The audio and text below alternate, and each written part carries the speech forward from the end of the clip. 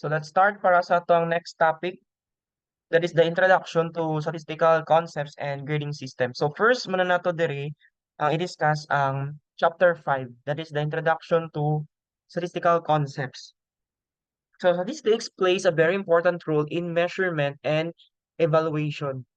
Statistics techniques allows us to describe the performance of our students and make a proper scientific inferences about their performance. So that's why in this chapter, we will introduce the students to some very basic concepts of statistics. So kung nakakuha na mo elementary statistics or advanced statistics, makaya ra jud ninyo ni ma-answer. Okay? About sa tuang topic karon. So the idea of randomness, that is a central concept in statistics, is the idea of randomness. Student scores are assumed to be random realization of a presumably large number of a known score. To make an idea precise, let us consider the group of 30 students whose examination are as below. So natay 30 students sa ilang exam scores. Okay? So you just have to write P is equal to, so gihimo siyang sets kay naaman siya braces. Kung naka-remember pa mo sa sets na to giana lang niya, di ba? Sinabing pair of braces, meaning ang nasa sulod ana niya mga elements, which means 30 kabok elements separated by a comma. Now, the teacher randomly select 15 examination scored for further analysis and obtain. So yung gibuhat niya kay randomly select. So siya ang nagpili sa mga numbers 15. So butang nato S, dili na P. Kay mo man ang original 30, so nagkuha lang ka. So denote nato ni nga set S. Okay? So both the original population, that is the P, then ang S nato sample present no discernible patterns. Okay? Wala na siya discernible patterns. In other words, it is not possible for us to predict the scores of the fifth student in the original population P, even if we knew that the first four scores, and similarly, we cannot predict the score of the third student in S, even if we knew that the first two scores in that set. So this is the idea of randomness, that is the unpredictability. Okay? It is under the setting that we propose to use the idea of statistics or statistical analysis to make some sense of information conveyed us by the random set of data. So inato ra ang idea of randomness. So first muna nato direct ang mean, if you're still familiar sa central tendency or pag-measure sa central tendency, that is the mean.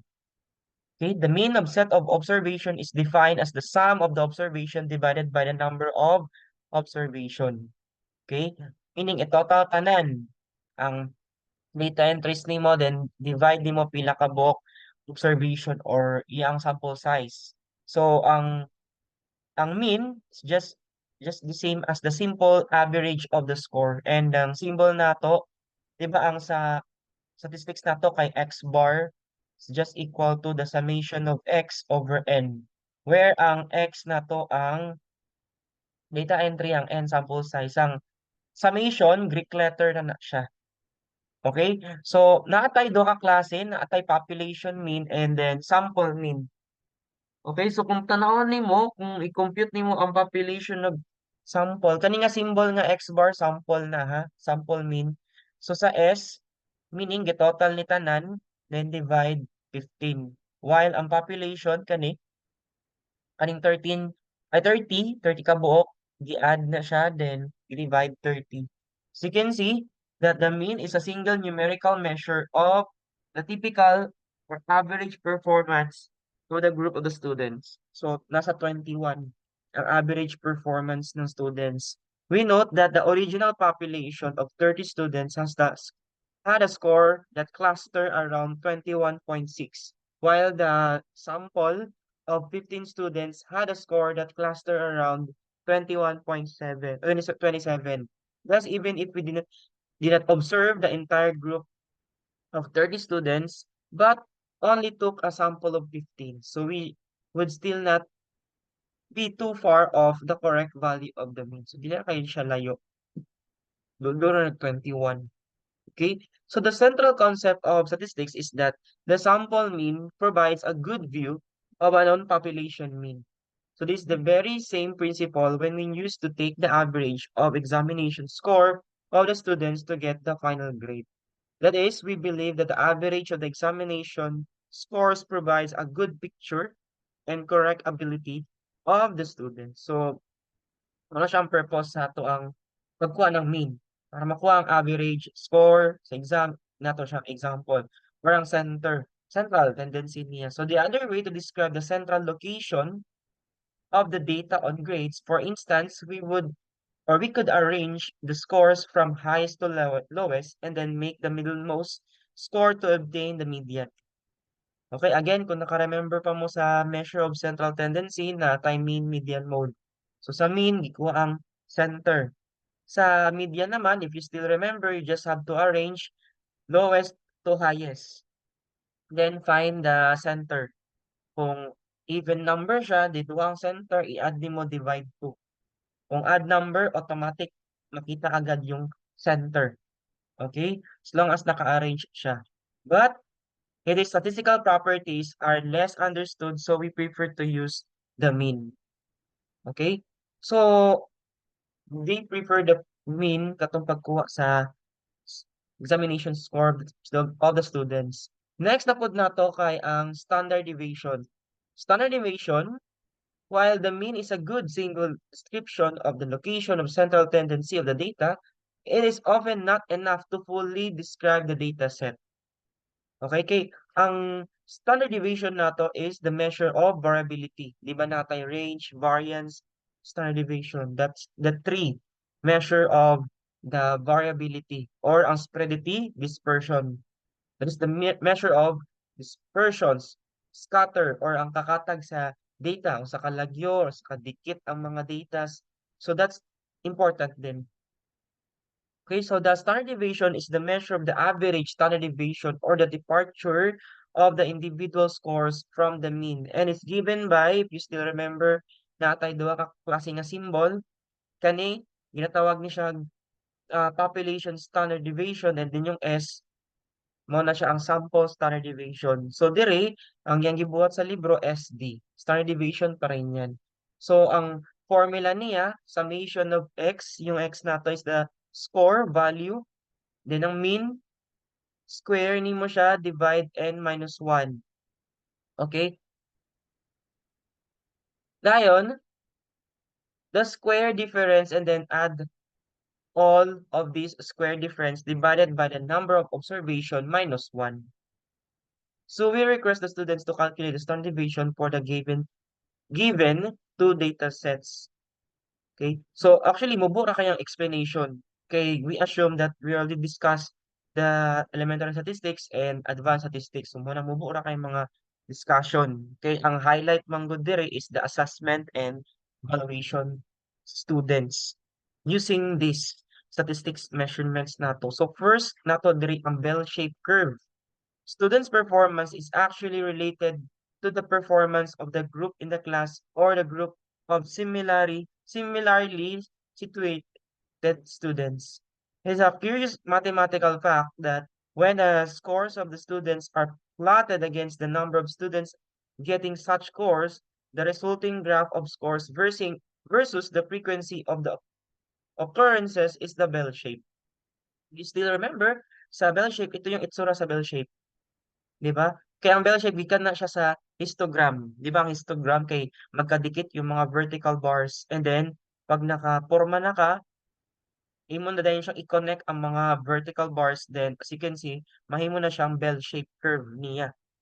Okay? Which is ng area niya equal to 1, no? So this curve is referred to as the normal distribution.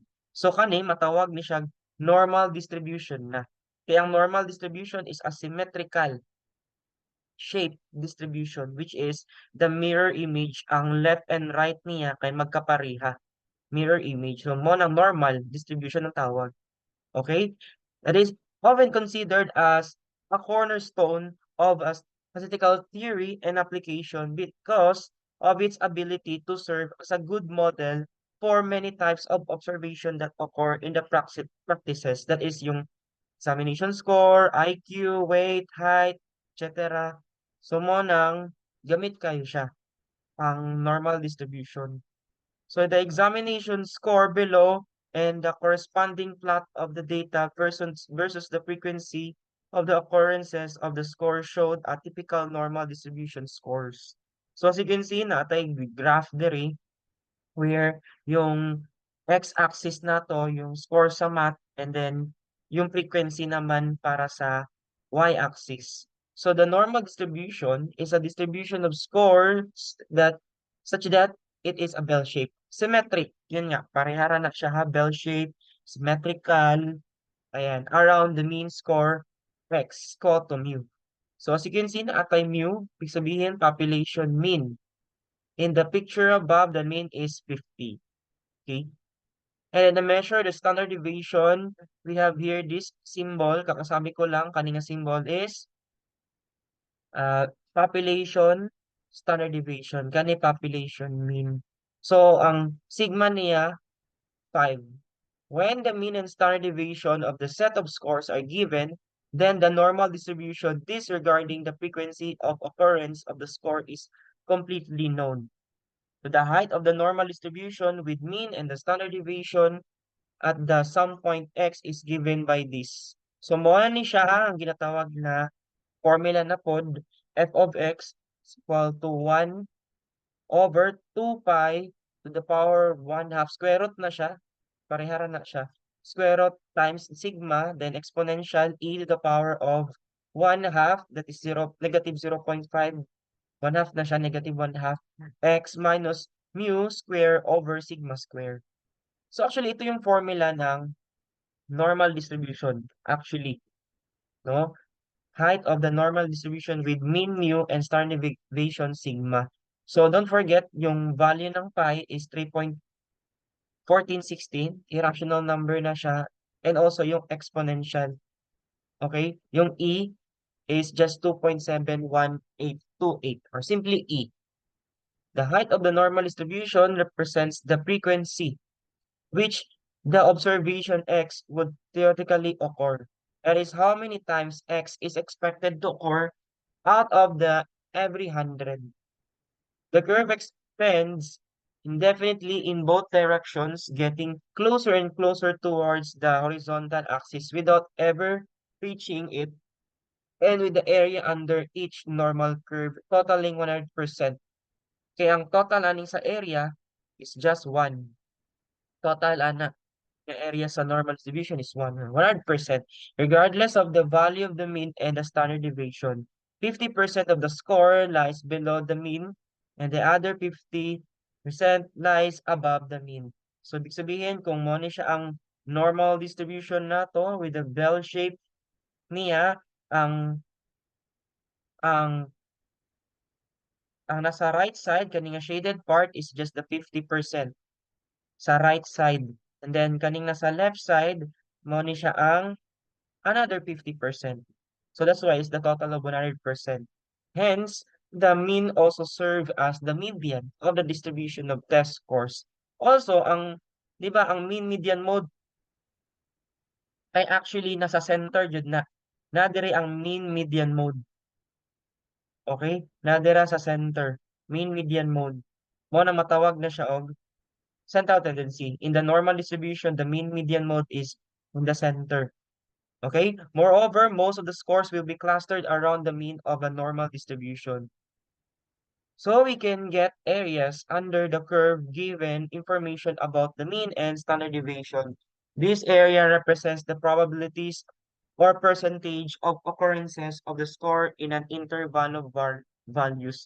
So kani, ginatawagan ni sila empirical values sa normal distribution. Okay? So, balik ta kung kaniyang normal distribution nato naa siya empirical rule. Okay? So, sa empirical rule nato, di ba, ang sa standard normal distribution nato, okay, 0 ang mean, 1 ang ato ang standard deviation. So, dire pag padulong sa left, di ba, 1 standard deviation ra na to the left.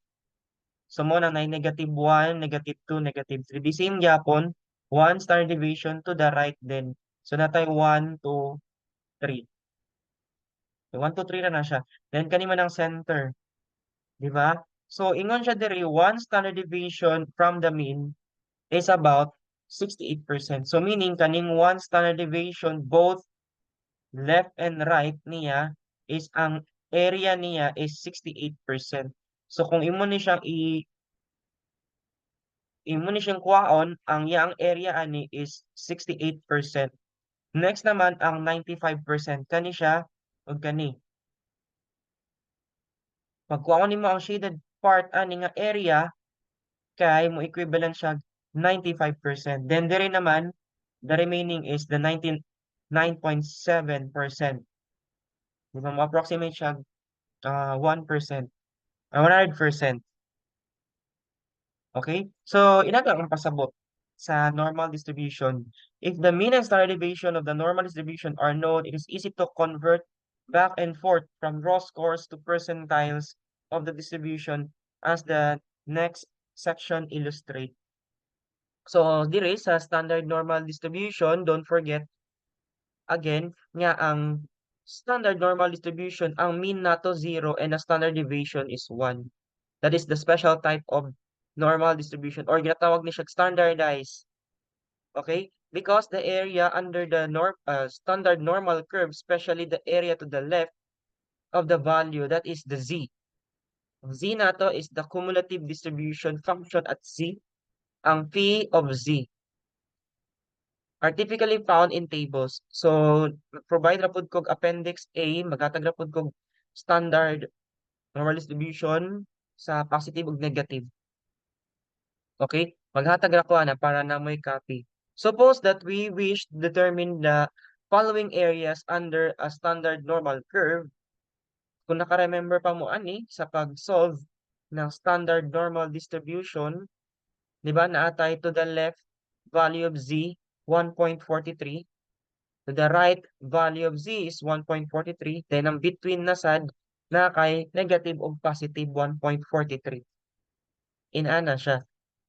Okay? So to find the desired area of P of 1.43, so di ba kung maghatag-tag table, kung naka-remember pa mo, maghatag biya og table sa inyong Facebook group. So dire 1.4, then ang 3 niya na dire ang sa second decimal place, ang 1.4 then ang second decimal place is 3. So kani ang answer nasa 0.9236 which is shown below. Okay? Ah, ato na lang itarong ha. So, sa normal distribution nato, okay, ang shaded portion niya sa 1.43, di ba? Naman diri ang 0, na diri ang 1, then na diri ang 2, na diri somewhere ang 1.43, nasa between ng 1 sa 2. Okay? Then ang shaded area niya is padulong dadto, padulong dadto. So mo nang naa siya sa 0.9236. That is 93.36%. That is the sum of the area to the right, okay, of the area to the left. That is total under the curve 100%. So the area to the right is 100% minus the area to the left. Okay? Wala pa ka nahuman, kato ganina, minus pa ka. Basta to the right, mag-minus baya ka. Di ba? Nadiri ang 0, nadiri ang 1, nadiri ang 2, nadiri ang 1.43. So sa 1.43, ang area niya is naa diri sa right side, ang area niya. So dili pa ni mao ang answer. 1 point, ang 0.923 it's 93%. Dako kayo siya nga percent, di ba? Pero kung tanawon nimo diri, gamay ra man ang shaded area. So, ibig sabihin kapag sa right-tailed sa normal distribution, mag 1 minus pa ka. Okay? So the total area under the curve is 100%, then the area to the right of z is 1.43. So you just have to deduct, okay? 1 minus, so, sa 100% na area, minusan nimo siya sa 0.9236. The answer is, kani nga shaded area di ay, it's just 0.764 or equivalent na to na siya sa 7%. 7.64%. Okay? Next naman sa next problem na to obtain the C. Okay? So actually sa yun rin ha, mambayan yung example, we are looking for the standard normal curve of the left. Sa left, diretso na. Ano yung answer? 0.9326 para sa left, to the left. Ang to the right naman, ito yung answer. Nag 1 minus ka. Always ka 1 minus sa nakuha nimo sa left para makuha ang answer sa right of Z. Para naman sa between, okay? This is between kay naatay Z from the negative 1.43 and positive 1.43. Okay? So, ang mahitabo diri sa pag-compute, inani siya, may mo siyang Z less than, di ba, 1.43 diri sa negative, diri 1.43 para sa right side. So, as you can see, kani siya nga part, Z is less than 1.43, which is makuha na siya diretso kay less than man siya. Okay? So pag pangitaan nimo sa 1.43, mamuha na siya ang answer. Okay? Mahimo siyang 0.9236. Asa gikan na diri ang answer ha? Pangita ko na sa table. How about this one? Kaning negative 1.43 less than Z. So actually mas dako pa ang Z ana. So ang may tabuan ni mag 1 minus ka. Okay? Sa nakuha nimo. This is negative 1.43. So another table na siya, pangitaon. Okay? So ang may tabuan ni mahimo siyang 1 minus, pangitaon nimo ang negative 1.43. Pero 1 minus, kay ko man ang Z. Okay? So that's why, ang result niya, nadari ang answer ha. So ang answer niya, naa siya sa 0. Kani, nadiri. Gisolve na siya. 0.0.152.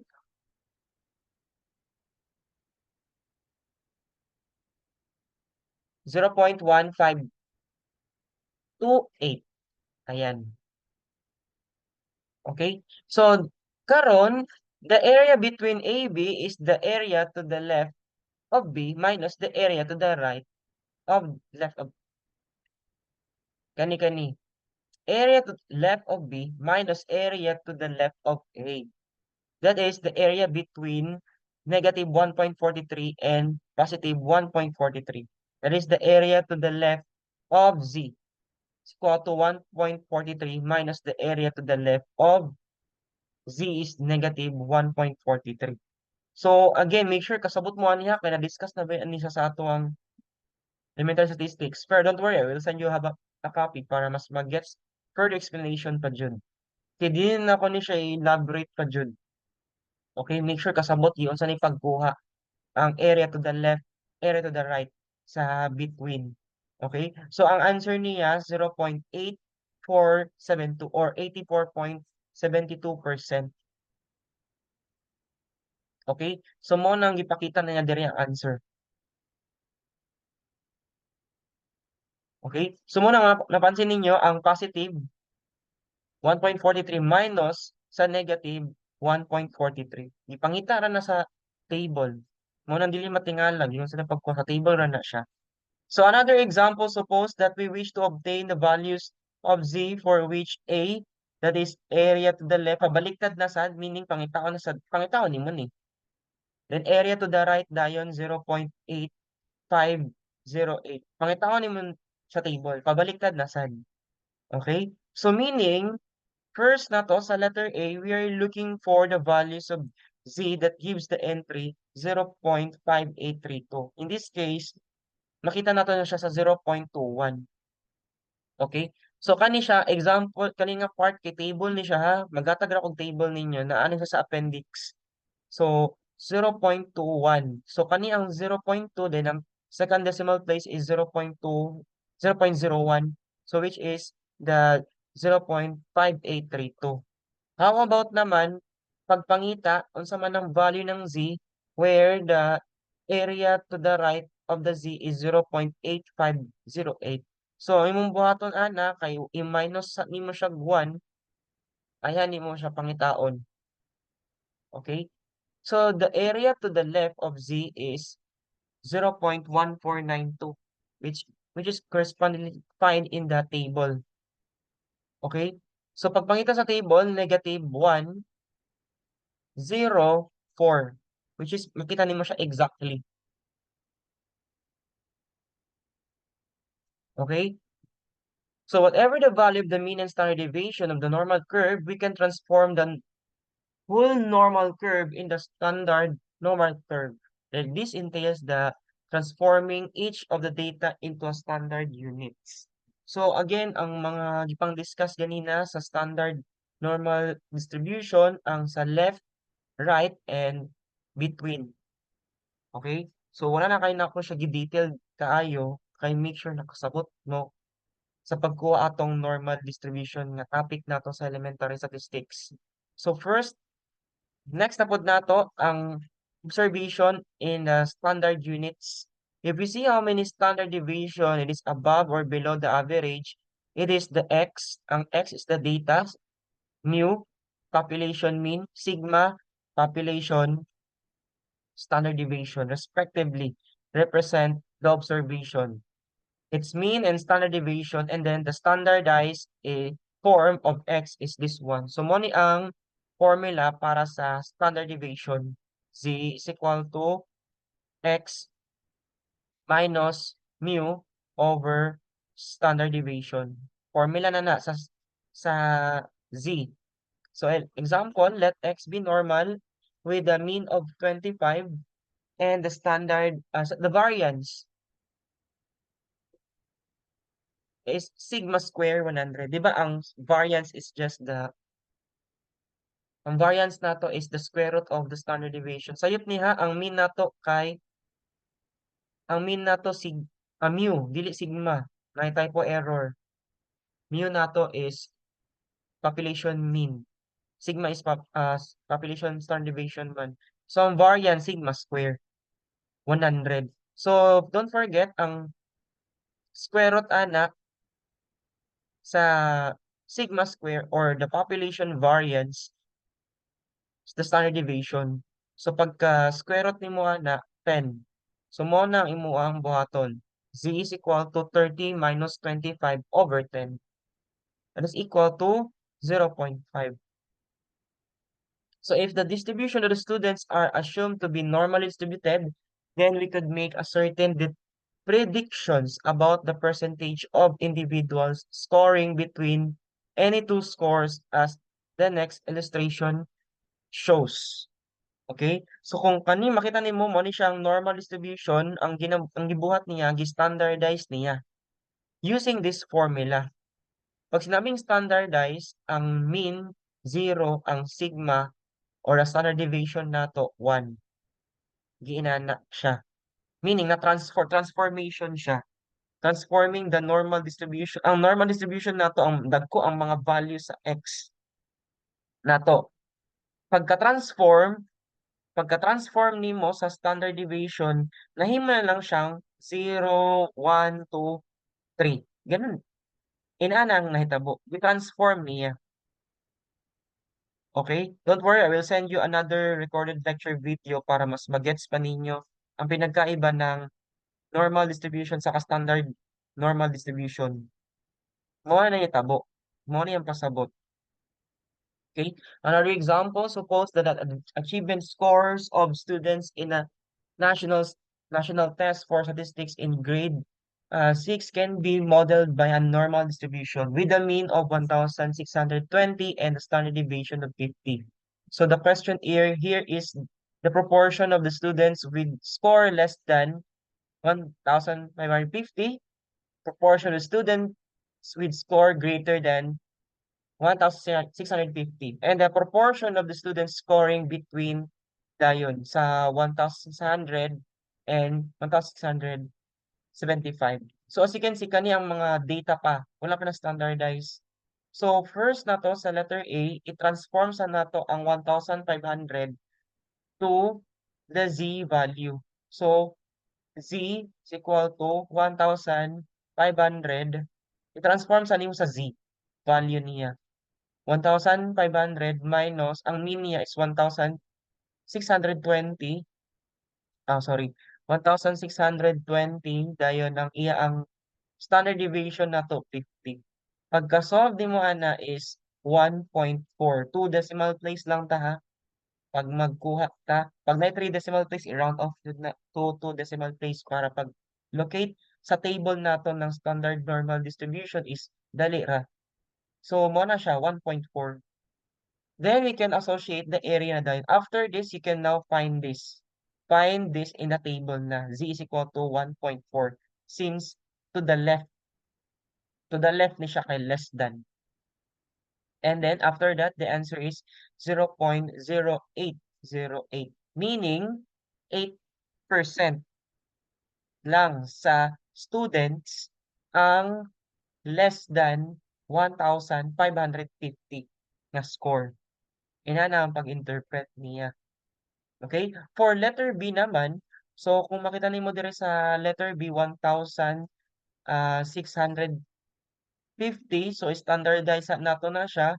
1,650 minus kani ang mean, 1,620. Then ang standard deviation nato 50. Then ang result ana, ang Z nato kay 0.6. So sa 0.6 nimo, mo na siya. Pero to the right, because giingon diri kay greater than, to the right. So right-tailed ang mahitabo. So pangitaan sa nimo ni sa table, then mag 1 minus dayon ka. Always 1 minus. So pagkakita nimo sa table aning 0.6, mahimo siyang 0.7257.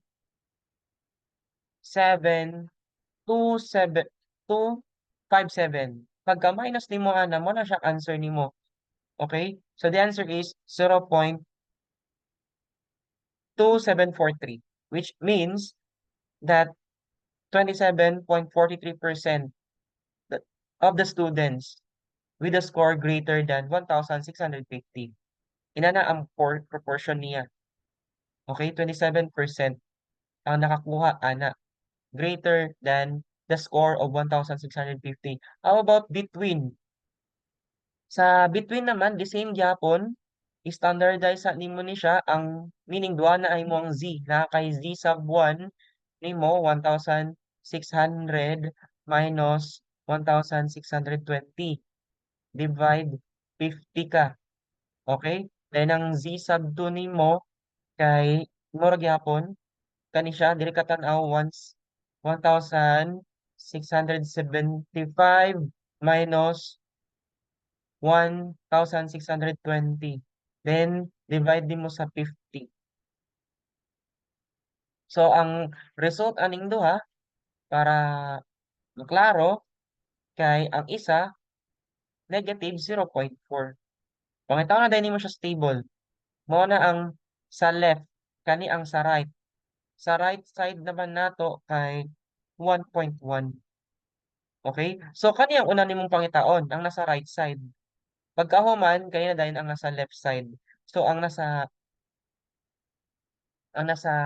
Z kani ang unahon ha, ang 1.1 nato pangitaon sa table. So ang may tabuan ni pagpangita sa 1.1, that is yung answer niya 0.8. Okay? Meaning ang right side ng Z, pangitawan siya sa table, bawal ni i-round off ha. Sa mga kaning 4 decimal place, bawal na siya. Then next na pod kayo na pod ang pangitaon, ang negative 0.4 sa table sa Z na to, 0.3446. So pagka minus ni mo ng duha, that's the answer. 0.5197. So ibig sabihin 51.97% ang portion of the students that yung score nila is between 1,600 and 1,675. Inana siya. Okay? So next na po nato kay ang standard scores. So the z-score previously obtained are standard scores. However, it is often awkward to be dealing with a negative standard score. So for this reason, it is often useful to use the t-standard scores derived by this formula. So mo ni siya ang formula para sa standard t-score 50 plus 10z. That is the t-score of the student with the z-score of z is equal to 1 on the test given by p is equal to 50 plus 10 times 1. Okay? 1. Example na ni ha. Kaya ang z daw na to 1. Pag z na to 1, kay 10 times 1 plus 50, 60. Also, the standard t-score of the student with a z-score when the z is negative 1, edi 40. Inana, mo na ang t-score of the student. How about percentile rank? In the National Achievement Test or the standardized test, the results are reported in terms of percentile rank rather than in terms of raw or standard score. So actually, gamit kayo na siya, percentile rank is kung nakaagi mo NCAI or pag take sa National Achievement Test, percentile ranks yun ang ginagamit. Okay? Dili katong mga raw or standard score. So, ang percentile rank is easy to calculate. So, ito yung formula ng percentile rank, the number of students scoring below the value plus the number of students scoring equal to the value divided by the total number of test takers. That's the percentile rank. Okay, the percentile rank of the students is defined as the percentage of the students scoring at or lower than the student's raw score. Okay, meaning 95 percentile rank, ibig sabihin kung mingon gali kag 95 percentile rank means that 95% of the students had a score lower or equal to the raw score of the student. Inana siya, no? Kasagara kay mag percentile rank baya ta. 'Di ba? Labi na sa achievement test. Okay? So for example, suppose that 100 test takers mo na imong number of observation or number of items, 100 sila ang test takers to the exam. If 75 students scored lower than 82, 6 students scored exactly equal to 82. Nakuha ni siya. 75 daw nga estudyante nakakuha scored lower than 82. Then ang 6 naman student exactly equal to 82. So the percentile rank of the score equal to 82 is 75 plus 6. Divide 100, that is 81%. Inana, percentile rank. Ang pag-solve sa percentile rank, inana, yung below sa 82 na score sa exam, and then pila pod kabuk estudyante nga nakakuha exactly 82 sa exam. So, inana, i-add lang nimo, then divide nimo sa total test takers. The answer is 81%. Okay, so that's it. We're done na. So, again, yung next na nga page dire kay mga chapter exercises. So, your task here is dire ra pod kumukuha sa inyong assignment, quiz, and exam. Apil pod ning ang last page dire ayata mag chapter 6. So, again, naapod ko isa ng mga recorded lecture video regarding po sa standard normal distribution para mas mag-gets pa ninyo. Naka-isend na elementary statistics na standard normal distribution para mas mag-gets pa ninyo or ma-relate pa ninyo ang discussion. Okay? So that's